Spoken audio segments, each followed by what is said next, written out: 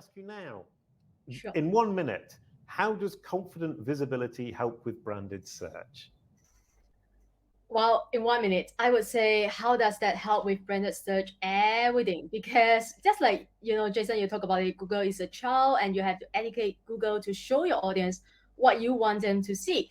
And it's all about controlling the narrative, right? It's all about telling your business story the way that you want it to be told across all social media platforms, all channels. So I will just give you an example. If you're an aspiring speaker, because when I first started, I wanted to become a speaker one day. So and that was my ultimate vision. So again, I also encourage people who are watching this or who are listening to this to ask yourself, take a pause and ask yourself, who is the person that I want to become?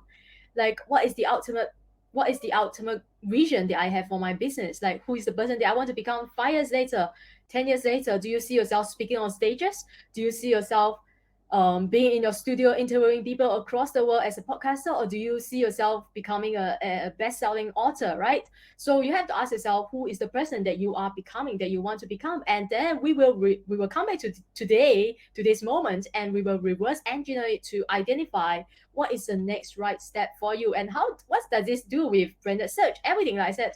Because if you are an aspiring speaker, then you have to start to position yourself as a speaker, right? So when people search for a speaker, you will appear in their search.